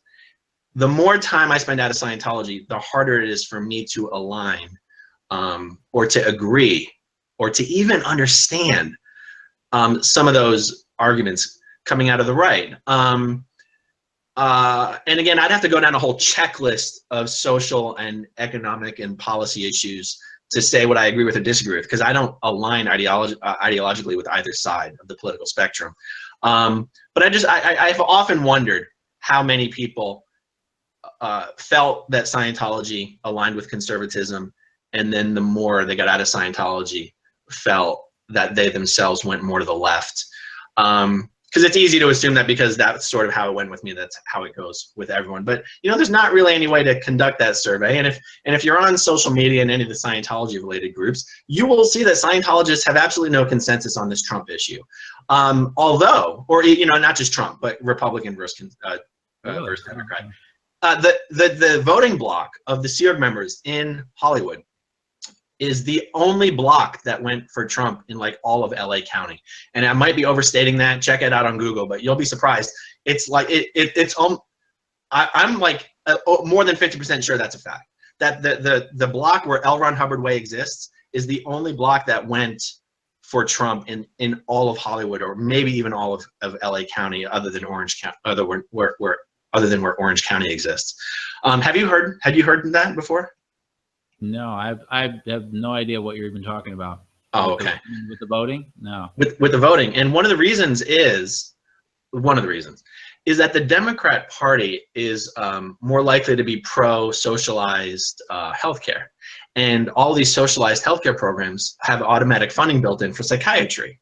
And so there is the rhetoric coming out of the church on voting day tends to be, vote for the candidate who supports psychiatry the least. And that tends to be the conservative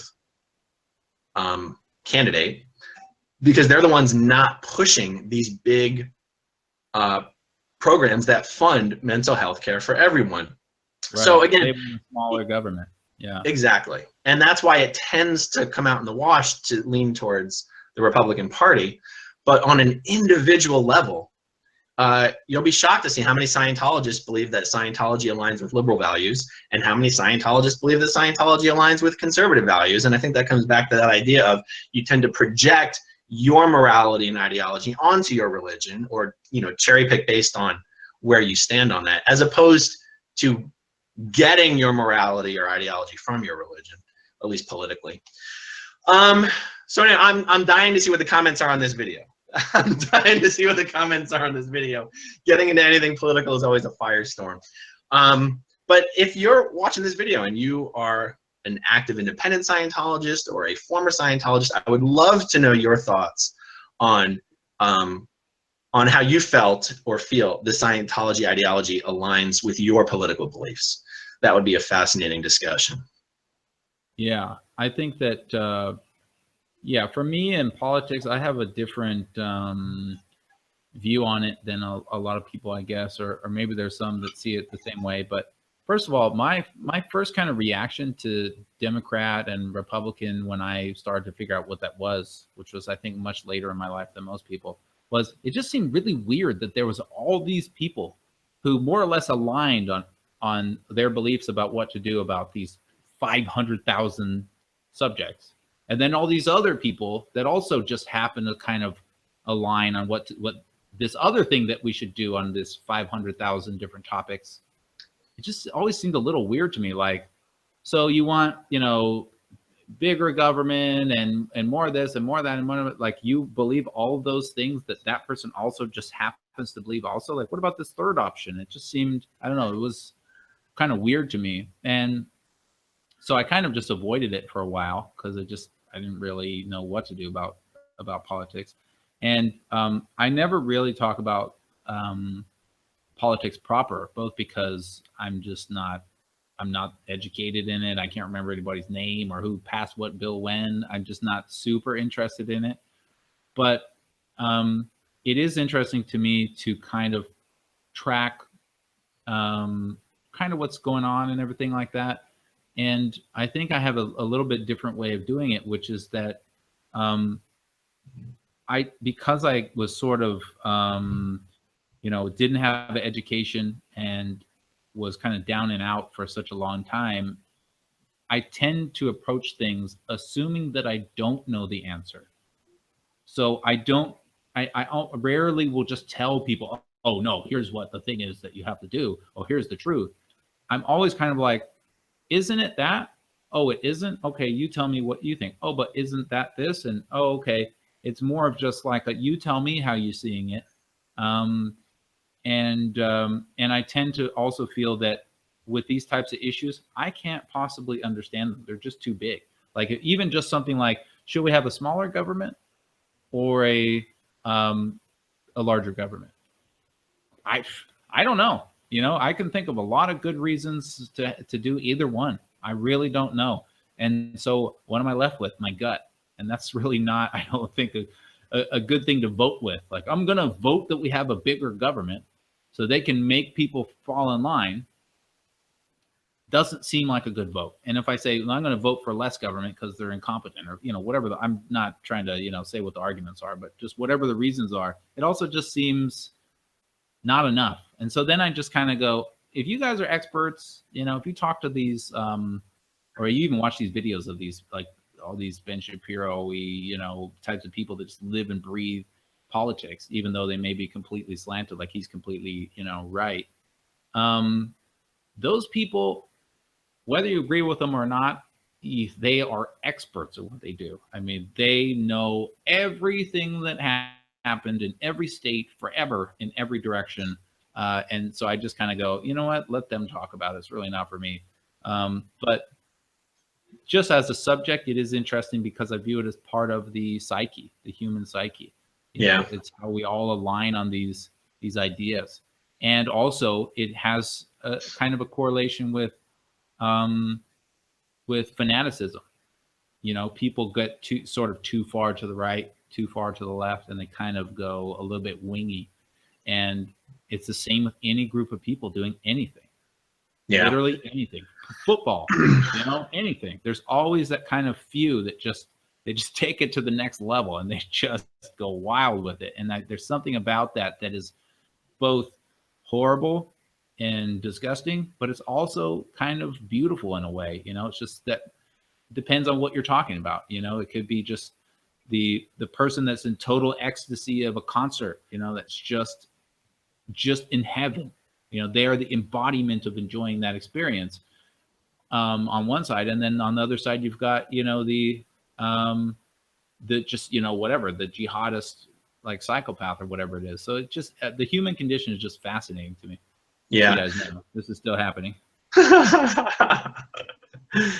No, I know what you mean. I remember when because I wasn't even in a position to start paying attention to anything politically until I left the Sea Org. And if you're just being exposed to it for the first time, there is something that feels very artificial and staged about it. Like you said, like it doesn't make sense that there's these two parties that just are diametrically opposed to each other. It seems like it'd be more natural for there to be 10 or 15 parties. Like who created a structure where if you agree with us, you have to check all these boxes of things you believe, or even if you don't believe them, because you have to pretend to believe them to be against the other side. But then, of course, people watching this will be like, there's more than two parties, you fucking idiot.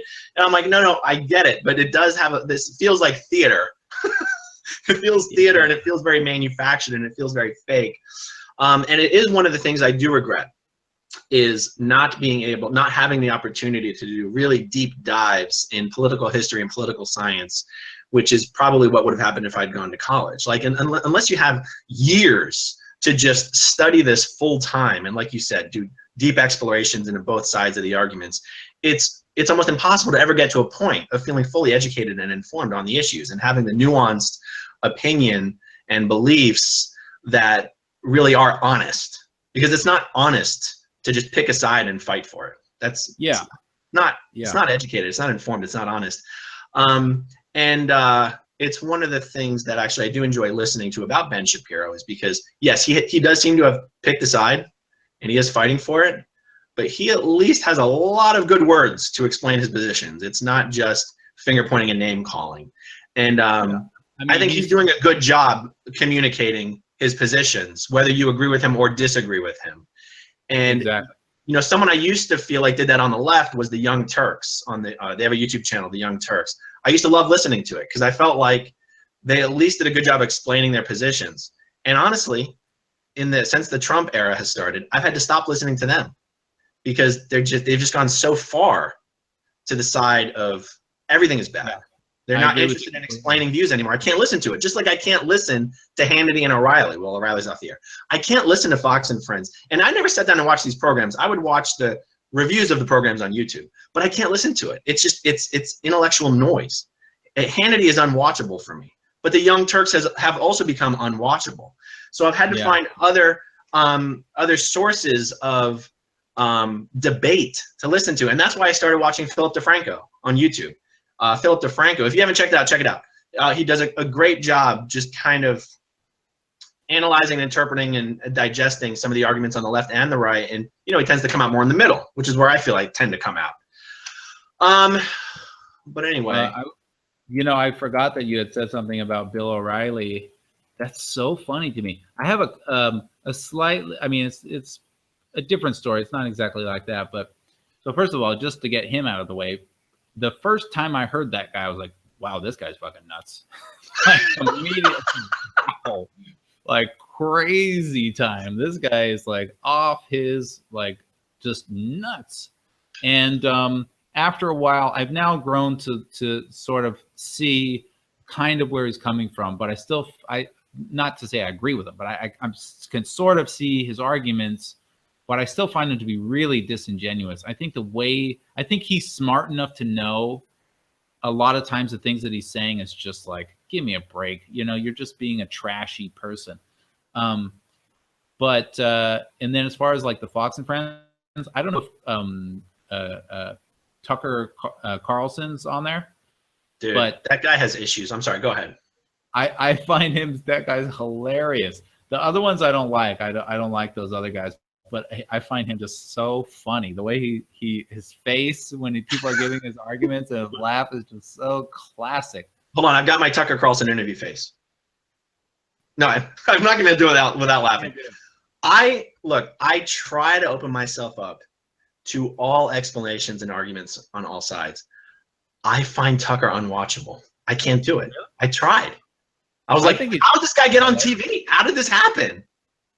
Yeah, no, my original experience with Tucker Carlson was seeing some videos of like so-and-so destroys Tucker Carlson or whatever. And Jon Stewart. I bet it was Jon Stewart. Wow, he just looks like such a buffoon. Like, what a tool. And then I ended up watching a couple of him destroying whatever, some SJWs or some whatever.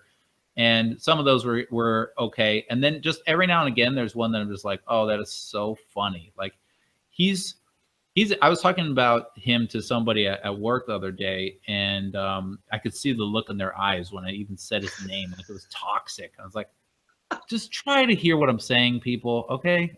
I'm not saying I agree with him or anything. I'm saying I'm viewing these people, especially him. He's different. Like, when I listen to Sam Harris, I admire the way that he thinks. I don't really even care that much about what he's talking about. It's just following his logic patterns makes me feel like, wow, that's a very clean methodology. I enjoy it.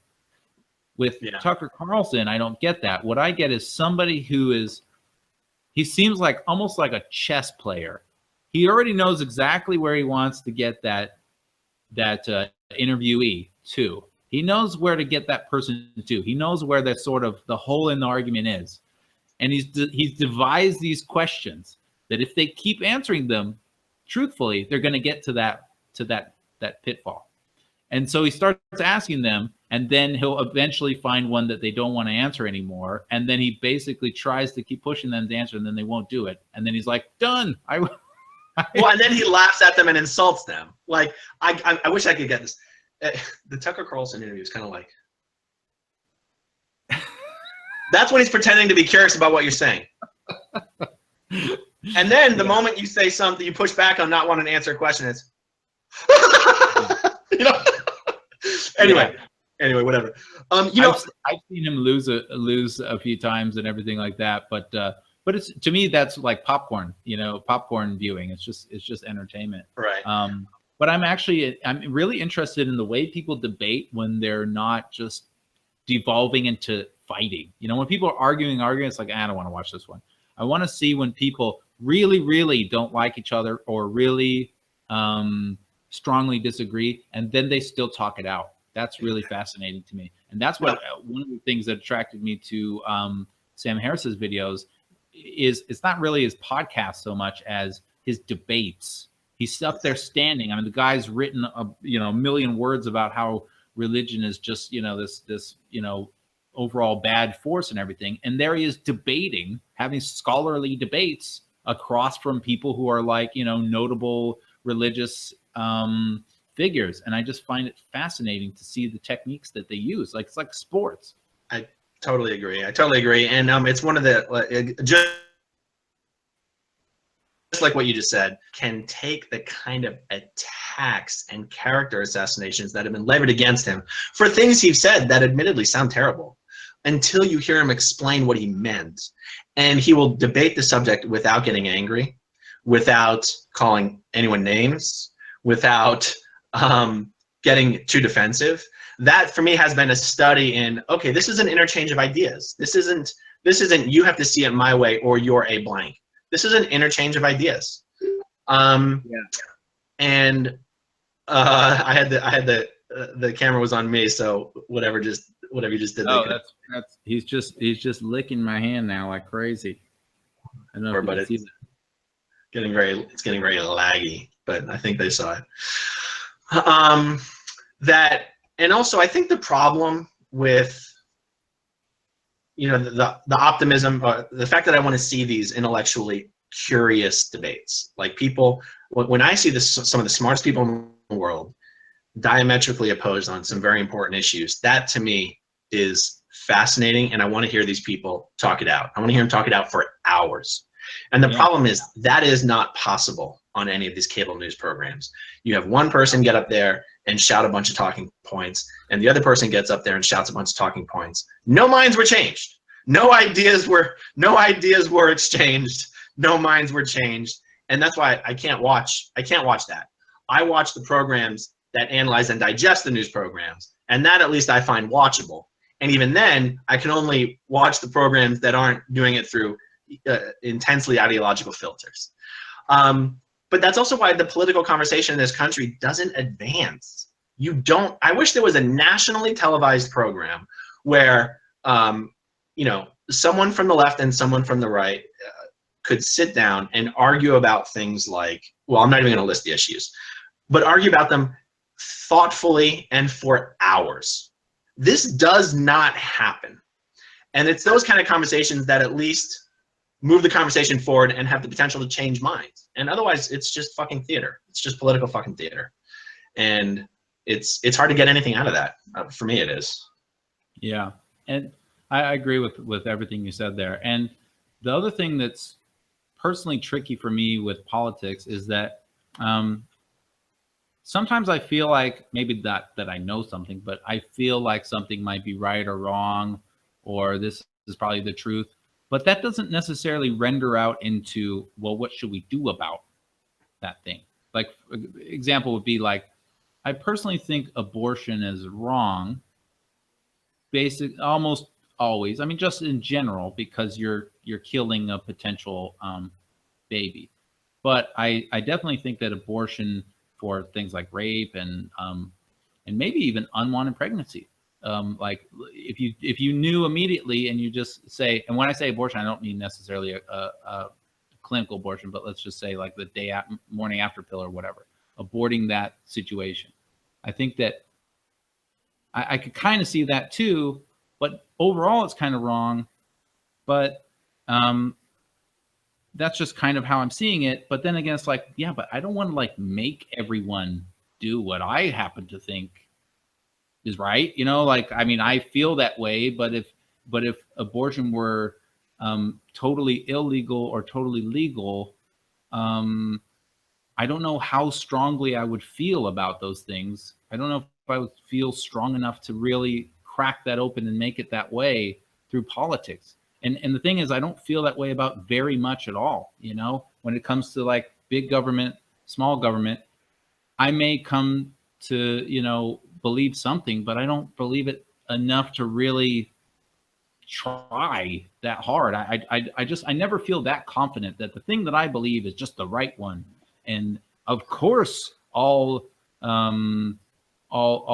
stages of the fetus are life, and therefore, you know, you can't take a life, and therefore it's murder. Even if I believed that, I can't get into the mindset of like, and now I must make everyone else believe that, or if they don't believe it, you must do it.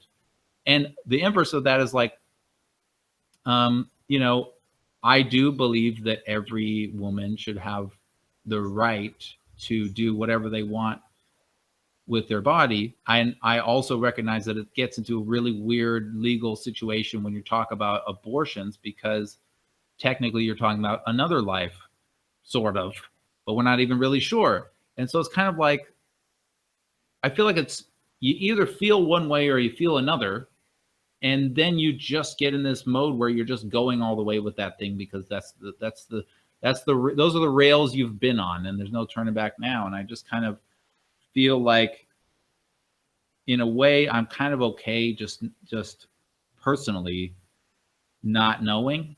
And in some ways I feel like the people that know these things might be wrong. But on the other hand, if everyone was like me, nothing would ever happen. So it's kind of like, you know what I'm saying? It's such a weird position to be in, to be me. It's kind of like, oh, I don't really care that way, one way or the other on some issue. But thankfully somebody does. But I don't necessarily agree with any of the sides. I hope that makes sense.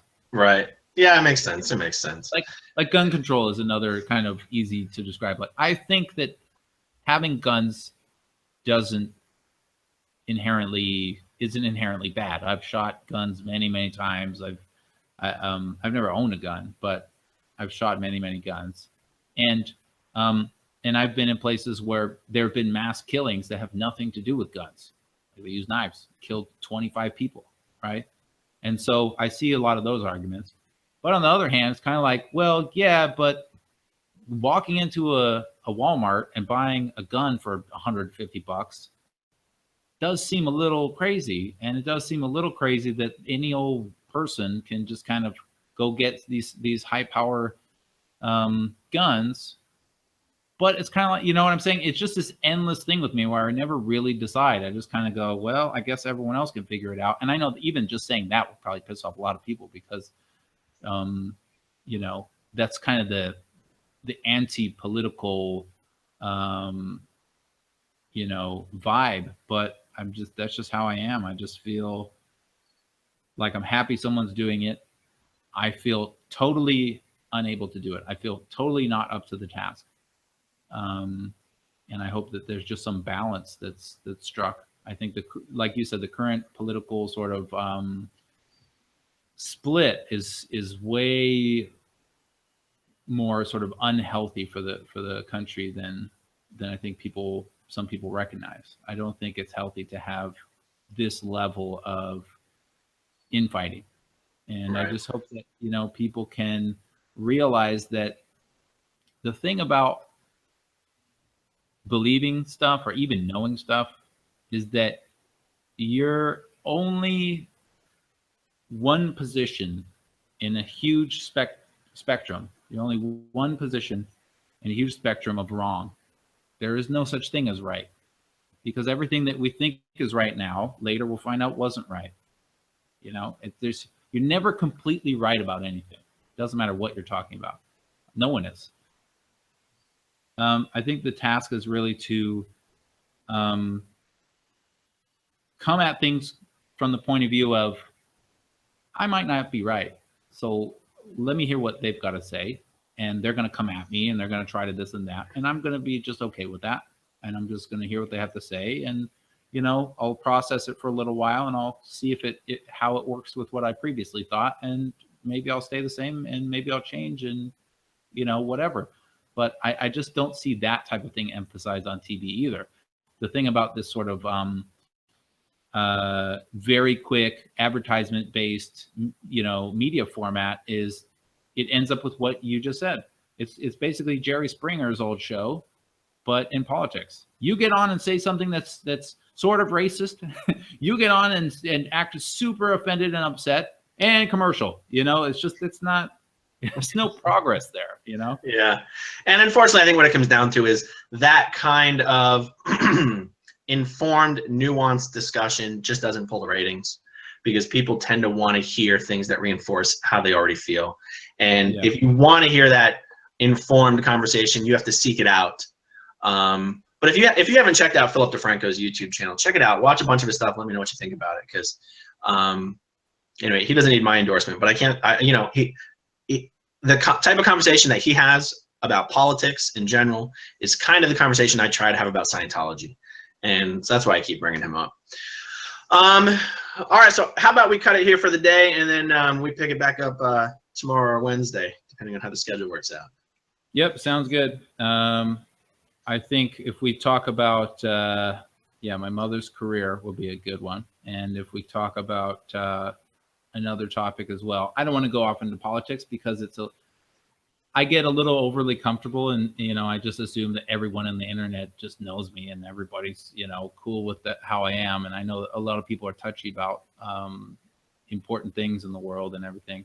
But anyway, so I try to avoid those because I'm not an expert. I don't really know the issues very well. And so it's probably boring to see some idiot like, and then there's like an abortion or something, you know. No, I mean, I'm totally with you. I've got friends that are way to the right of me. I got friends that are way to the left of me, and I'm always afraid of offending either of them. So I tend to not say anything either. And then, but then I get a little angry with myself that I'm worried so much about what other people think. But at the same time, you're like, it's the real world. It's like, sometimes you got to care what people think. But yeah, exactly. I mean, people can judge me all they want. I'm fine with it. You know, I don't really care. But, you know, I just want who I am to be as clear as possible. I mean, I'm not right or left, and I kind of don't want to say independent or center or anything. I don't really know. I'm just not knowledgeable about it, and I'm always open to hear about evidence and theories and things that are useful and interesting to hear about. And that's actually how I approach religion as well.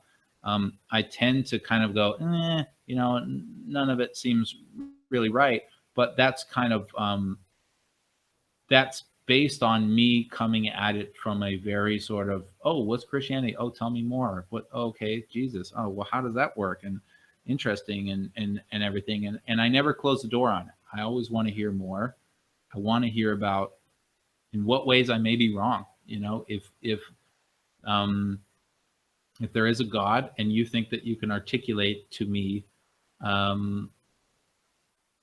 that fact in a way that I might be able to understand, you know, I might be able to communicate with you. I might be able to have a kind of a debate or a two-way discussion, or just even hear what you have to say. I am interested in general. I never really just go, oh, you know, that's done. That whole subject is done. Because I really strongly feel that action is what leads to people acting like fanatics in the first place. Once you just say, now I've filled up that cup of knowledge, let's put the lid on, that one's done, and let's get over this other section. And then now I'm done. Now I know everything. And I don't know if I have some tumor in my brain or something, but I just never feel like I know that much ever. You know, people say I know a lot about computers, and what I always tell them is the more I learn about computers, the more I realize I don't know anything about computers, like nothing. Like there's people that are just a million times smarter than me with computers. Anyway, ranting forever.